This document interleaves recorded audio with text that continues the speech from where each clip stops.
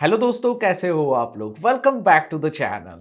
आज आपके लिए पूरा स्पेशल वीडियो लेकर आया हूँ। यहाँ पे मैं बात करूँगा फ्यूचर प्रूफ करियर की, और सिर्फ मैं ही नहीं बात करने वाला हूँ। मैं आपके लिए आज हमारे साथ एक गेस्ट रहेंगे जिनके साथ हम ये डिस्कशन करने वाले हैं। हेड ऑफ प्लेसमेंट्स है वो ओडिन स्कूल के, और यहाँ पे हम बात करने वाले हैं डिटेल में फ्यूचर प्रूफ करियर ऑप्शंस, क्या सैलरी रहती है, पैकेजेस, एलिजिबिलिटी क्राइटेरिया, कौन सी कंपनी रिक्रूट करती है। तो काफी इंटरेस्टिंग सेशन रहने वाला है, तो एंड तक वीडियो को जरूर से देखना। तो चलिए इसी के साथ आज की इस वीडियो को शुरू करते हैं।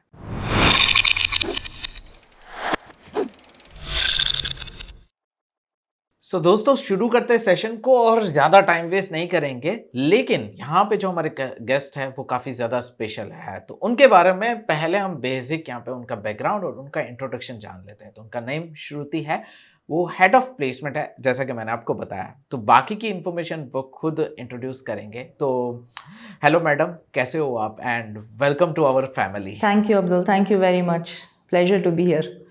ओके, सो मैडम, सबसे पहले तो आपका इंट्रोडक्शन हमारे जो व्यूवर्स एंड सब्सक्राइबर्स हैं उनको आप अपने बारे में बताइए। ठीक है, मेरा नाम श्रुति है, मैं ओडन स्कूल में प्लेसमेंट्स और कॉर्पोरेट रिलेशंस की हेड हूँ। मेरा जो भी एक्सपीरियंस रहा है पूरा कॉर्पोरेट रिलेशंस में ही रहा है। तो अलग अलग रोल्स में, अलग कंपनीज़ में मैंने डिफरेंट कॉर्पोरेट्स के साथ कनेक्ट किया है, करेंट मार्केट सिचुएशन के बारे में समझने के लिए और प्लेसमेंट्स करने के लिए कि कौन से स्किल्स कौन से डिमांड में आने वाले हैं, मार्केट कैसे चेंज होने वाला है। तो मेरा पूरा एक्सपीरियंस इसी फील्ड में रहा है, और इसी नॉलेज और एक्सपीरियंस को यूज़ करके हम लोग कोशिश कर रहे हैं कि जो भी डेटा साइंस प्रोग्राम में आए ओडिन स्कूल में, उनसे उनके लिए अच्छे से अच्छी नौकरी लगा सके हम लोग। ओके ओके, सो आज जो भी आप व्यूवर्स देख रहे हो, मैं आपको बताना चाहूँगा कि आप अगर ये नाम डेटा साइंस सुन के अगर वीडियो छोड़ने की फिराक में हो तो मत छोड़ना, बिकॉज आप सारे एलिजिबल हो। मैं सही कह रहा हूँ ना? करेक्ट। सो यहाँ पे एलिजिबिलिटी बहुत ही वाइड है डेटा साइंस में। ओके, मतलब आपको रुकना है और एंड तक वीडियो को देखना है, मैं बस इतना कह रहा था। सबसे पहले तो मेरा क्वेश्चन आपसे ये है मैडम कि क्यों डेटा साइंस, लाइक ऐसा क्या है इस फील्ड के अंदर? ठीक है, तो डेटा साइंस इस नाम में ही है कि डेटा साइंस का मतलब क्या होता है, राइट। डेटा से रिलेटेड जो साइंस है, मतलब डेटा से कैसे मीनिंग निकाला जाए, डेटा को कैसे यूज़ किया जाए, उससे बिजनेस डिसीजंस कैसे लिया जाए। उसके बेसिस पे आपने मशीन लर्निंग, आर्टिफिशियल इंटेलिजेंस ऐसे टर्म्स भी सुने होंगे। तो इन सब का बेस डेटा साइंस होता है। तो अभी डेटा साइंस क्यों करना चाहिए? अगर जब आप कॉलेज से ग्रेजुएट होकर निकलते हो तो क्या एक्सपेक्टेशंस होती है आपकी? एक तो आपको जॉब चाहिए, सेकंड पैकेज अच्छी होनी चाहिए, और 5-10 साल के बाद भी वो फील्ड में आपका फ्यूचर होना चाहिए। ये 3 एक्सपेक्टेशंस को लेके ही आप कॉलेज से निकलते हो।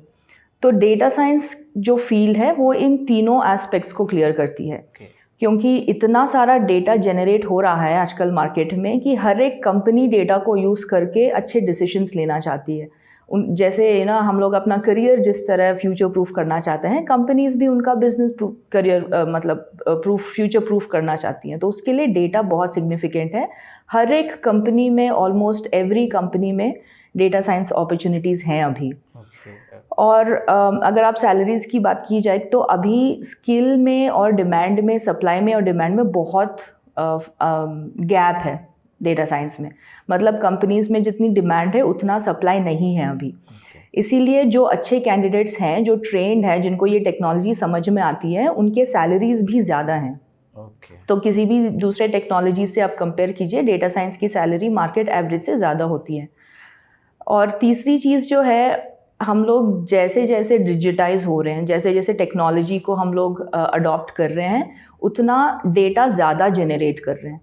तो ऐसा कभी नहीं होने वाला कि डेटा ना हो और डेटा साइंस रिलेटेड जॉब्स ना हो। अगर आज इतने सारे जॉब्स हैं तो 5 साल के बाद उससे भी मतलब 100 गुना ज़्यादा जॉब्स होने वाले हैं, और ग्रोथ का स्कोप भी बहुत है।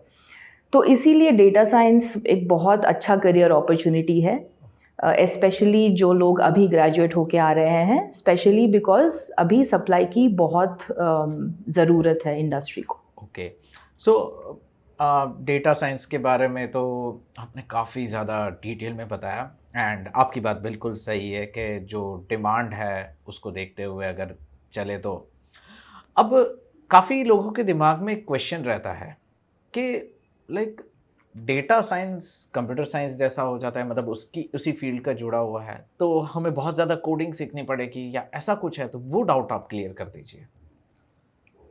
जी, तो डेटा साइंस जो है एक बहुत वाइड डोमेन है, ठीक है? इसमें फिर बहुत सारे अलग-अलग डोमेन्स होते हैं, जैसे डेटा एनालिटिक्स एक हो गया, डेटा इंजीनियरिंग हो गया, डेटा विजुअलाइज़ेशन हो गया, फिर इससे और एडवांस्ड मशीन लर्निंग हो गया, आर्टिफिशियल इंटेलिजेंस हो गया। सो ये सब डेटा साइंस डोमेन के अंडर आते हैं।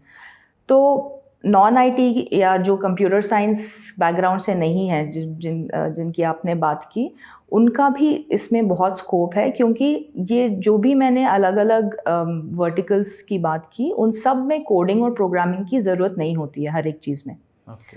सो जैसे एनालिटिक्स है, बेसिक कोडिंग की ज़रूरत होती है, और वो बेसिक कोडिंग कोई भी सीख सकता है। अगर आप non IT, non computer science से हैं, तो भी आप सीख सकते हैं। उसमें मतलब हार्डकोर कोडिंग नहीं होती है उसमें। ओके। लेकिन थोड़े वर्टिकल्स हैं, जैसे मशीन लर्निंग हो गया, डेटा इंजीनियरिंग हो गया, वैसे लाइंस में कोडिंग की ज़रूरत होती है। अगर आप डेटा एनालिटिक्स कर रहे हैं या डेटा विजुअलाइजेशन कर रहे हैं, तो उसमें ज़्यादा बहुत डीप कोडिंग की ज़रूरत नहीं पड़ती है। इसीलिए एलिजिबिलिटी क्राइटेरिया भी कंपनीज़ के हिसाब से भी बहुत वाइड होता है यहाँ पे।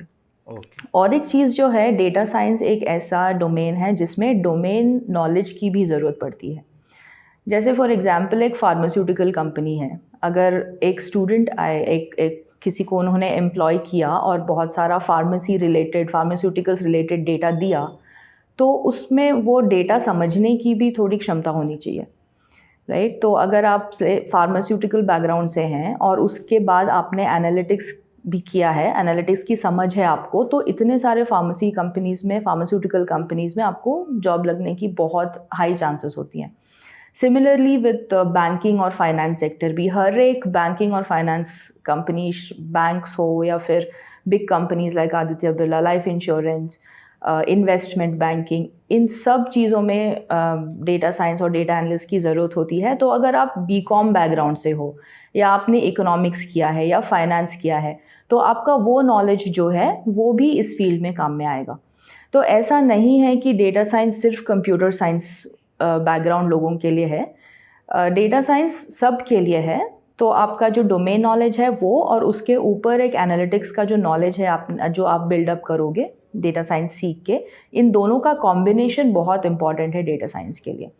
सो इसीलिए eligibility is not restricted to computer science.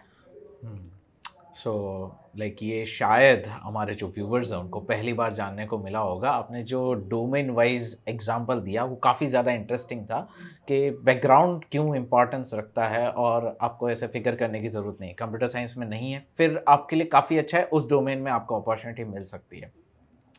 सो ये तो इन्फॉर्मेशन की बात हो गई, लेकिन हमारे काफ़ी ज़्यादा व्यूवर्स, ऑब्वियसली हर किसी को इंटरेस्ट होता है कि चलो ठीक है सब अच्छा है, पैसा कितना मिलेगा मतलब पैकेजेस क्या रहते हैं, सो उसके बारे में आप बताइए।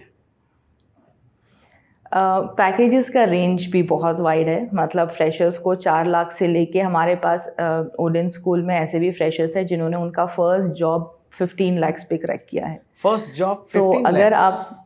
फर्स्ट जॉब एट 15 बाप रे। लाख, तो अगर आप में पोटेंशियल है, तो अलग अलग कंपनीज़ के अलग अलग रिक्रूटमेंट क्राइटेरिया होते हैं, राइट? तो अगर आप उनके क्राइटेरिया क्रैक कर सकते हैं, तो जैसे मैंने कहा ना, सप्लाई की अभी बहुत ज़रूरत है, कंपनीज़ को चाहिए अच्छे परफॉर्मिंग लोग। तो अगर आप पोटेंशियल दिखाते हो तो सैलरी का कोई रिस्ट्रिक्शन नहीं है, क्योंकि कंपनीज़ हैं जिनको अभी टैलेंट की ज़रूरत है, और जब वो अच्छा टैलेंट देखते हैं, उसको रिकग्नाइज़ करते हैं, तो पैकेजेस भी बहुत अच्छे हैं। तो फ्रेशर्स लेवल पे भी ऐसे मतलब डबल डिजिट पैकेजेस हमने देखे हैं, और it's very encouraging for freshers also, क्योंकि कोडिंग की भी ज़्यादा ज़रूरत नहीं होती है और पैकेजेस भी अच्छे हैं, तो एक बहुत अच्छा ऑप्शन है इनके लिए। Okay, so to summarise, still now हमने डिस्कस किया कि क्यों डेटा साइंस इम्पॉर्टेंट है, एंड हमने सैलरी के बारे में जाना, पोजीशंस जानी, एलिजिबिलिटी देखी, अब सारी चीज़ें क्लियर है। आई थिंक आप में से जितने व्यूअर्स देख रहे हैं उनको भी क्लियर होगा, लेकिन एक चीज़ अभी भी बाकी रहती है कि सीखना कहाँ से है।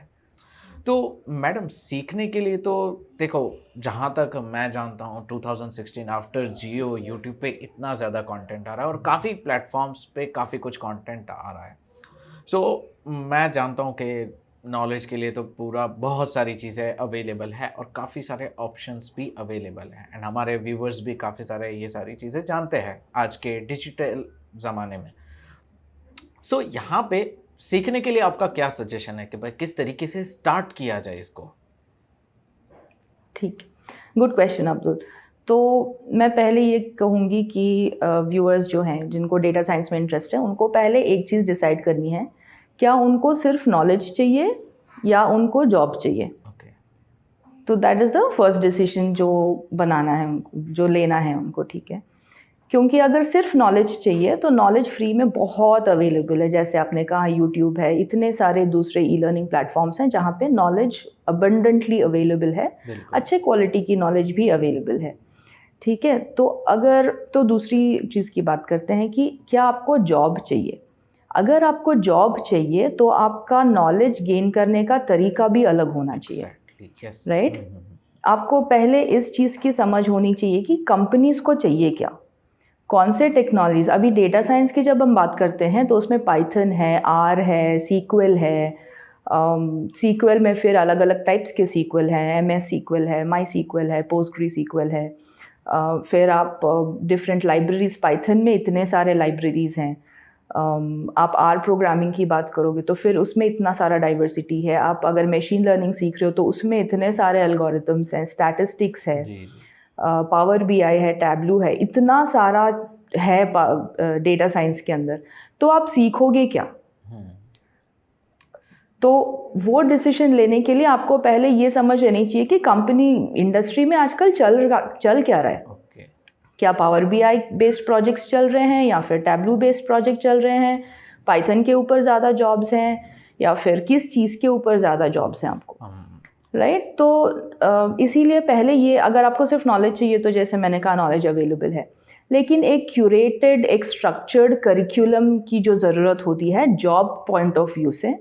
अगर job is the main objective तो आपको ऐसा इंस्टीट्यूट चूज़ करना चाहिए जो आपको वो टाइप ऑफ सपोर्ट दे सके।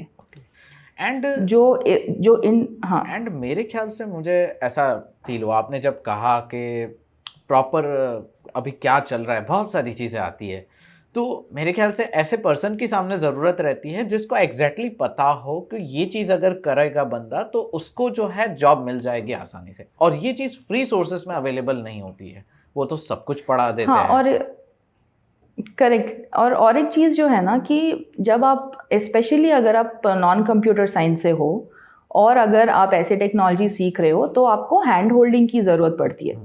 मतलब अगर आप सीख रहे हो, आपको कुछ डाउट आए तो कोई रहना चाहिए जो आपका डाउट क्लैरिफाई कर सके इमीडिएटली। और सिर्फ थियोरी सीखने से आपको जॉब नहीं लगेगी, क्योंकि ये कोई थियोरेटिकल एग्जाम नहीं लिख रहे हैं। आपको इंटरव्यू में एक कोड दिया जाएगा और उसको एनालाइज करने बोला जाएगा, आपको एक डेटा सेट दिया जाएगा, उस पर क्वेरीज लिखने बोले जाएंगे। तो कोई चाहिए आपको जो हैंड होल्ड कर सके। उसके लिए प्रोजेक्ट बेस्ड टेक्निक ज़रूरत होते हैं। आप जितना ज़्यादा प्रोजेक्ट करोगे आपको उतना ज़्यादा हैंड्स ऑन एक्सपीरियंस आएगा, which in turn will help you get a job.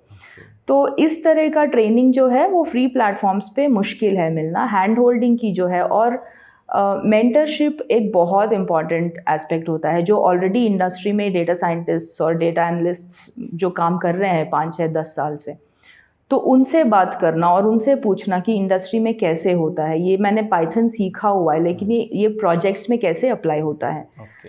तो that kind of mindset development जो होता है वो मुश्किल है फ्री कोर्सेज में आना। तो इसीलिए वो डिफरेंशिएटर है जो फ्री कोर्सेज हैं और जो एक स्ट्रक्चर्ड प्रोग्राम्स हैं जैसे हम लोग ऑफ़र करते हैं ओडिन स्कूल में। तो वही डिफरेंस होता है इन दोनों में कि हम लोग एक कैंडिडेट को जॉब के लिए प्रिपेयर करते हैं। नॉलेज तो आता ही है, नॉलेज तो that is a given, without knowledge तो आपको जॉब आएगी नहीं। लेकिन वो नॉलेज को भी कैसे एक स्ट्रक्चर्ड वे में डिलीवर किया जाए कि एक नॉन कंप्यूटर साइंस स्टूडेंट को भी डेटा साइंस में एक ब्रेक मिले। So that is the advantage along with mentoring, doubt clarification sessions, live sessions conduct करते हैं हम लोग, लाइव ऑनलाइन सेशंस कंडक्ट करते हैं। रिकॉर्डेड नहीं होते हमारे सेशंस। ओके। तो रेगुलर इंस्ट्रक्टर्स के साथ इंटरैक्ट कर सकते हैं, एक पूरा टीम बैठा होता है डाउट क्लैरिफिकेशन के लिए। तो इस तरह का सपोर्ट ज़रूरी होता है जॉब क्रैक करने के लिए। तो पहले अगर आप डिसाइड कर लो कि आपको सिर्फ नॉलेज चाहिए या जॉब चाहिए, अगर जॉब चाहिए तो आपका प्रिपरेशन अलग होना चाहिए, अगर सिर्फ नॉलेज चाहिए तो वो अलग होना चाहिए। Okay, so this are the things. Actually Odin school के बारे में मैंने भी चैनल पे पहले डिस्कस किया हुआ है कि डेटा साइंस का बूट कैंप है एंड किस तरीके से पूरा प्रोसेस रहती है, एंड इसके बारे में हमारे काफ़ी व्यूअर्स को पता भी है।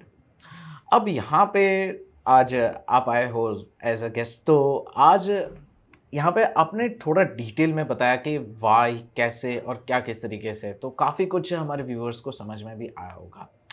अब ठीक है, हम सीखने के लिए स्टार्ट भी करते हैं, तो एक ज़ीरो से लेके एक पर्सन को कितना टाइम लगेगा जॉब रेडी होने के लिए?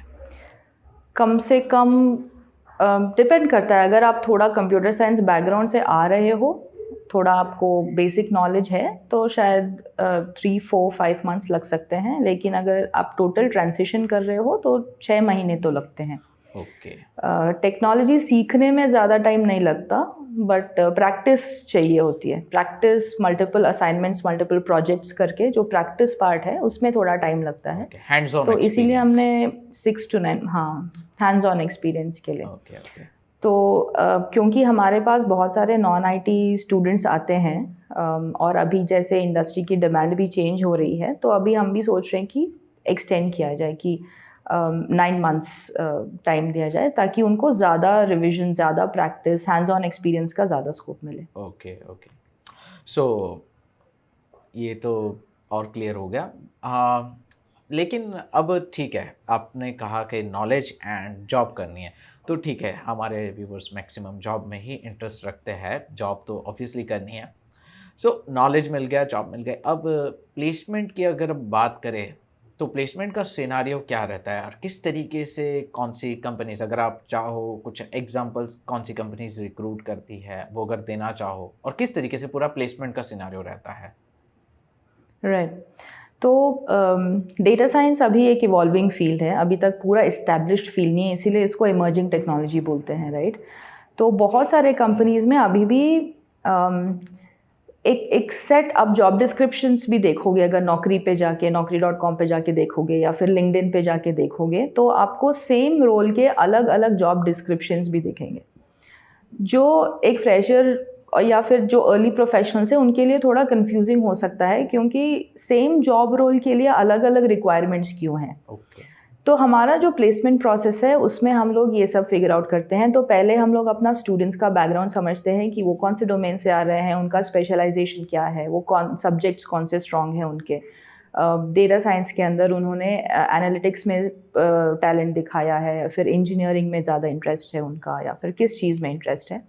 उसके बेसिस पे हम लोग जब कंपनी से बात करते हैं, हम लोग मोर देन 300 कंपनीज़ के साथ काम करते हैं, जो रेगुलरली हमको उनके वैकेंसीज़ के बारे में बताते रहते हैं। तो जब हम एक जॉब डिस्क्रिप्शन आता है कंपनी की तरफ से, तो पहले हम उसको समझते हैं जॉब डिस्क्रिप्शन को। अगर कुछ क्लैरिफिकेशन चाहिए तो एचआर से बात करते हैं कि आपको एक्चुअली चाहिए क्या, क्या स्किल सेट चाहिए आपको।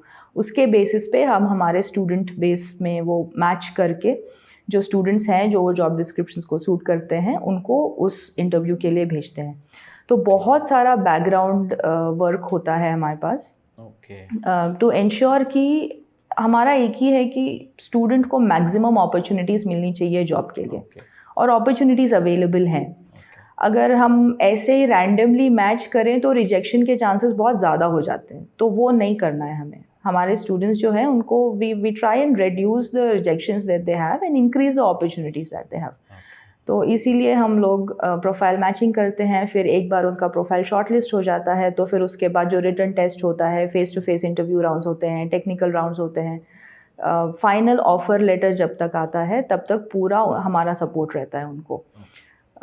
तो इस तरीके से हम लोग, इसीलिए हमारा प्लेसमेंट रेट भी बहुत अच्छा रहा है, बहुत अच्छे अच्छे जॉब्स आए हैं हमारे स्टूडेंट्स को। प्रोग्राम बहुत तगड़ा है, उसके साथ जो प्लेसमेंट सपोर्ट मिलता है वो भी बहुत बहुत स्ट्रॉन्ग है। तो इन दोनों का कॉम्बिनेशन हमारा एक्चुअली ओडिन स्कूल का सक्सेस का सीक्रेट भी हुआ है, कि प्रोडक्ट प्लस प्लेसमेंट का बहुत अच्छा कॉम्बिनेशन है हमारे पास।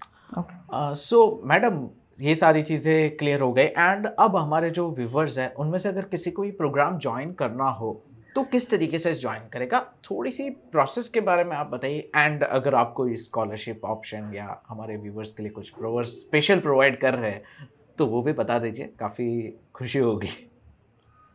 जी। तो एप्लीकेशन प्रोसेस बहुत सिंपल है। हमारा वेबसाइट है odenschool.com। आप वेबसाइट पे जाइए, वहाँ पे डेटा साइंस बूट कैंप का पेज है। आप उस पेज पे जाइए और रजिस्ट्रेशन फॉर्म फिल करके सबमिट कर दीजिए। उसके बाद हमारे काउंसलिंग टीम से कोई आपको कॉल करेगा और पूरा बूट कैंप के बारे में समझाएगा आपको। आपके जो भी क्वेश्चंस हैं बूट कैंप के बारे में, आपको करिकुलम डिटेल में जानना है या फिर आपको किस तरीके के प्लेसमेंट अपॉर्चुनिटीज़, जो भी डाउट्स हैं आप काउंसलर के साथ डिस्कस कर सकते हैं। ओके। और स्कॉलरशिप के भी चांसेस हैं। हम लोग एक स्कॉलरशिप टेस्ट कंडक्ट करते हैं और उसके बेसिस पे 30,000 रुपये तक का स्कॉलरशिप भी ऑफ़र करते हैं। ओके। तो ये पूरे इन्फॉर्मेशन आपको हमारे काउंसलर से मिल जाएगी। All you have to do is just go and register. Okay okay. I think सारे ऑप्शंस, इन केस अगर किसी को ईएमआई वाला ऑप्शन चाहिए तो वो भी ऑप्शंस अवेलेबल है ना? एंड हाँ जी, हम लोग मैंने सुना था कि लाइक फीस जो है वो बहुत ज़्यादा नॉमिनल है। अगर अगर किसी की जॉब लगती है तो आराम से 2 महीने में वो फीस भी कवर हो जाएगी, ऐसा लाइक है। करेक्ट। सो ठीक है, अगर आप में से जो भी व्यूवर्स अगर इंटरेस्टेड हो तो मैंने डिस्क्रिप्शन में लिंक मेंशन किया हुआ है। वो लिंक पे जैसे ही आप क्लिक करोगे तो वो पेज, जैसा कि मैडम ने बताया, वो ओपन होगा और इनका जो भी नेक्स्ट बैच होगा वो आपको वहाँ पे विजिबल हो जाएगा, जो भी नेक्स्ट डेट होगी। तो आप चेकआउट कर सकते हो एंड कोई भी डाउट हो बेझिझक होकर आप पूछ सकते हो। आपको काफ़ी इन्फॉर्मेशन यहाँ पे भी मिली है और भी इन्फॉर्मेशन आपको इनसे मिल सकती है। अगर आप बात करना चाहते हो तो डिटेल में वो आपको सारी चीज़ें समझा देंगे। सो आई थिंक आज के इस सेशन में काफ़ी कुछ जानने को आपको मिला होगा। एंड अगर मेरा एक सजेशन है, आप जितने भी व्यूअर्स हैं कि आप ज़्यादा से ज़्यादा इसमें जो है थोड़ा रिसर्च आप अपने एंड से करो, क्योंकि लास्ट हमने जब ओडेन स्कूल के एक जो स्टूडेंट से बात की थी तो उसका भी ऐसा ही था कि उस पर्सन ने रिसर्च बहुत ज़्यादा किया था एंड देन वो गया था। हमने आपको काफ़ी सारी चीज़ें बताई, लेकिन अपने लेवल पे आप कितने इसमें इंटरेस्टेड हो वो सारी चीज़ें चेक करके, अच्छे से रिसर्च करके आप ज़रूर से एक बार इस फील्ड में इंटरेस्ट लीजिए। और आपको ओडेन स्कूल के टेस्टिमोनियल्स भी मिल जाएंगे जो आप इनकी वेबसाइट पे चेकआउट कर सकते हो। काफ़ी सारे स्टूडेंट्स ने जो ट्रांजिशन किया हुआ है वो भी मिल जाएगा। सो आई होप आज का ये सेशन काफ़ी फ्रूटफुल रहा होगा, इन्फॉर्मेशन एंड सारी चीज़ें पसंद आई होगी। So thank you so much madam channel पे आने के लिए और आपका जो है नॉलेज शेयर करने के लिए। काफ़ी मज़ा आया एंड काफ़ी कुछ फ्रेंकली व्यूअर्स को तो जानने को मिला ही होगा, मुझे भी काफ़ी न्यू इन्फॉर्मेशन पता चली। And thank you so much Thank once you. again from our family. And if anything, any of your one line suggestion अगर आप फ्रेशर्स को देना चाहो तो क्या देना चाहोगे आपके एक्सपीरियंस से? अगर फ्रेशर्स को कुछ मैं बोलना चाहूँगी कि ये है कि आप अभी अपना करियर स्टार्ट कर रहे हो, आप जॉब के बारे में मत सोचो, करियर के बारे में सोचो। क्योंकि जॉब तो कहीं भी मिल जाएगी, छोटा मोटा जॉब, बड़े कंपनी हो छोटे कंपनी हो, जॉब आराम से लग जाती है। ऐसा नहीं होना चाहिए कि 1 साल के बाद आपको लगे कि मैं कहाँ फंस गया, अभी क्या करना है नेक्स्ट। ऐसे सिचुएशन में मत डालिए आप अपने आप को, लॉन्ग टर्म का सोचिए। और कुछ अगर सैलरी कम है ज़्यादा है कुछ भी हो, आपको अपना फर्स्ट जॉब जो है ऐसे प्लेस में करना चाहिए जहाँ पे आपको लॉन्ग टर्म प्रॉस्पेक्ट्स दिखाई दे। तो आप फ्रेशर हो, अगर अर्ली प्रोफेशनल भी हो, तो फिर सिर्फ अगले जॉब के बारे में मत सोचिए, करियर के बारे में सोचिए। तो वो ध्यान में रख के डिसीजंस लीजिए आप। सो वही होगा मेरा advice Abdul. Okay, so I think ये आपके लिए, आप जितने भी फ्रेशर्स हैं उनके लिए काफ़ी सोचने वाली बात होगी और इसके बारे में मैं आगे भी बता चुका हूँ यही सेम चीज़। So once again thank you so much. ऐसे ही कभी अगर कोई और टॉपिक पे अगर सेशन करना होगा तो ज़रूर से मैं आपको अप्रोच करूँगा। एंड आप में से जो भी व्यूवर्स है, अगर आपको भी इसके अंदर और ज़्यादा डिटेल में जानना है, ऐसा कोई और सेशन चाहते हो तो कमेंट करके मुझे ज़रूर से बताना। और ऐसी daily videos, job updates and opportunities के बारे में और इन्फॉर्मेशन चाहिए तो चैनल को सब्सक्राइब कर लीजिए। डिस्क्रिप्शन की लिंक चेक करना मत भूलना, एक बार ज़रूर से चेक करना और एक बार आप रजिस्टर करके देखिए, आपको अगर समझ में आता है देन आप प्रोसीड कर सकते हो, एकदम सोच के करो। तो डिस्क्रिप्शन की लिंक चेक करना मत भूलना। तो मिलते हैं नेक्स्ट वीडियो में नेक्स्ट जॉब अपडेट में, तब तक के लिए गुड बाय, टेक केयर।